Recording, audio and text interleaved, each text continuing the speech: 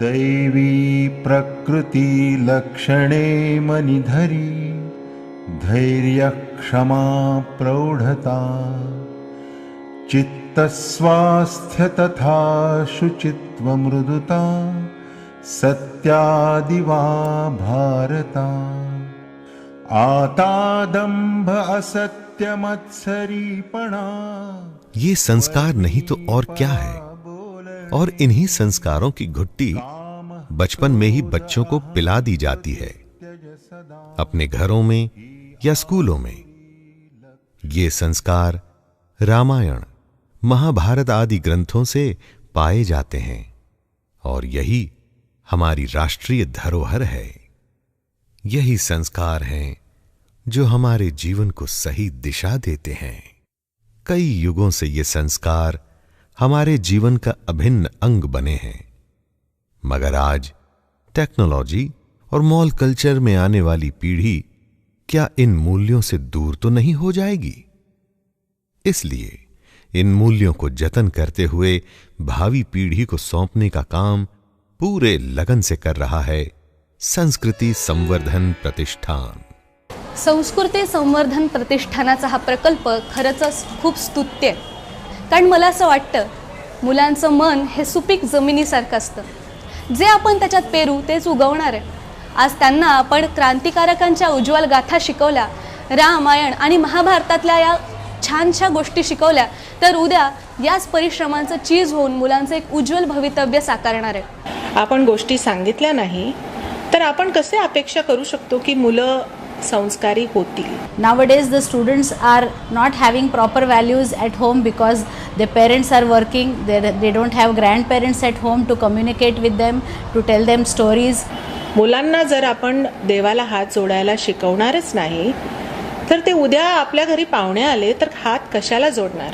बच्चों का एक बहुत ज़्यादा एक्सपोजर टू मीडिया, बच्चे हर टाइम पर इंटरनेट पर रहते हैं, हर टाइम पे मोबाइल पे रहते हैं।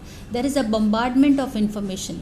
जो बच्चे हैं टोटली कन्फ्यूज्ड हैं, तो सही क्या है गलत क्या है उन्हें नहीं समझ में आता। मुलांवरती होणारा समाजाचा परिणाम की जिथे थोडीशी बेशिस्त आहे, नैतिक मूल्य हरपलेली आहे आणि अशा वेळेला आपल्याला कुटुंबाची पालमुळं जर उत्तम असतील, नैतिकतेने सांभाळलेली असतील तर ती खूप सक्षम असतात। संस्कृति संवर्धन प्रतिष्ठान पिछले 12 वर्षों से मराठी, हिंदी, गुजराती और अंग्रेजी भाषाओं में रामायण, महाभारत और क्रांतिवीरों के शौर्य की गाथाएं कथा पुस्तकों के माध्यम से देश के विभिन्न स्कूलों में वितरित करता है। કુમળો છોડ હોય એને વાળીએ એ રીતે વળી શકે, તો અત્યારથી નાના બાળકોને જો આપણે સંસ્કૃતિનો વારસો આપશું તો જ એ વારસો આગળ જતા ભારતીય સંસ્કૃતિને નામે પ્રસિદ્ધ થઈ શકશે।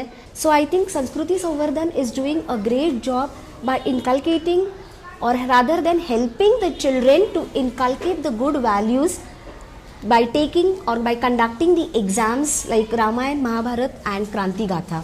क्रांतिकारकांच्या कथा ऐकल्या ना की मला असं वाटते जणू मी त्यांच्याबरोबर तिरंग घेऊनच चाललो आहे। आज 1 लाख से अधिक विद्यार्थी इस उपक्रम में सहभागी हुए हैं और एक शिक्षक इस नाते मुझे बहुत खुशी होती है।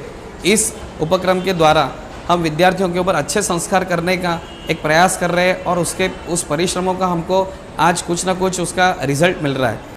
ये संस्था बहुत सारे कार्यक्रम आयोजित करती है जिसकी वजह से बच्चों को एक उनमें जो बोल्डनेस की ज़रूरत होती है वो भी आ जाता है, स्टेज पे जाने का डर नहीं रहता है। शिवाय या पुस्तकातील काही काही गोष्टींचं आम्ही नाट्यीकरण करून घेतो, त्यामुळे विद्यार्थ्यांमध्ये आपोआपच अभिनय कौशल्य, वक्तृत्व गुण, पाठांतर शक्ती इत्यादी सगळं विकसित झालेले आहेत। बुध कौशिक ऋषी श्री सीता रामचंद्र देवता अनुष्टुप चंदा सीता शक्ति श्रीमद हनुमान किलकम श्री रामचंद्र प्रीत्यर्थे जपे विनियोगा। आज मुंबई के साथ साथ मुंबई के बाहर भी नागपुर, जळगांव, शेगांव, खामगांव अन्य क्षेत्रों में इस योजना का विस्तार हुआ है और कहते हुए बहुत आनंद हुआ कि आज अमेरिका और इंग्लैंड जैसे देशों में भी अपनी ये जो पुस्तिकें हैं वो पुस्तिकाओं का अध्ययन करके आज वहाँ के बच्चे आज ऑनलाइन एग्ज़ाम देकर इस विषय का और ज्ञान संपादित करने का प्रयास कर रहे हैं। उत्तम मूल्यांचे संस्कार करण्याचं, मूल्य रुजवण्याचं काम संस्कृती संवर्धन प्रतिष्ठानाची मंडळी रामायण, महाभारत आणि क्रांतिकारकांच्या गाथा या पुस्तकातनं नक्कीच करतायत आणि त्याचा फायदा आमच्या मुलांना होतोय. आमची मुलं ही पुस्तकं आवडीने वाचतात. वाल्याने खूपच लोकांना ठार मारले. निरपराध लोकांना मारण्यात आपण फार मोठं शौर्य करत असतो असं त्याला वाटते.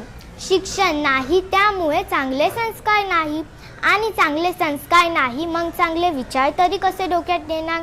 संस्कृती संवर्धन प्रतिष्ठानचा हा उपक्रम खूपच छान आहे आणि त्यामुळे होणारा बदल आज मी माझ्या मुलांमध्ये अनुभवते. रामायण, महाभारत आणि क्रांतिकारकांच्या कथा यामधनं मुलांना देशभक्ती जागृत होतीये, संस्कार घडत आहेत आणि वेगळं म्हणजे मुलांचे हिरोज बदलत आहेत. मैं संस्कृति संवर्धन प्रतिष्ठान से 12 साल से जुड़ा हूँ और मैंने इनका पर्सनली काम करने का नमूना देखा है. There is lot of honesty and integrity. तो मैं चाहूँगा आप भी दिल खोल के इसके साथ एसोसिएट करें. I agree that it's not easy to decipher it by merely reading Ramayana or Mahabharata. But the beauty is that even if you just read it, it affects the subconscious mind and the results are visible in the conscious world. It is beautifully illustrated through the book of Kishore Biyani, It Happened in India, where on page 32 he writes that his grandfather used to tell stories of Ramayana and it was compulsory for them to read whole of Ramayana at least once in a year and often visit Hanuman temple. And he writes that he didn't enjoy any of it particularly. But just 20 pages further, on page 52 he says that the success is because of 3 people: his wife, who has always stood by him, his younger brother, he says it's an ideal brother what one can have, and his assistant, who has been all through his thick and thin. So he may not have realized the impact of Ramayana had in his life, but once you read it, you see it happening in real life. Shri Ramachandra Prityarthe Jape Viniyogah Athad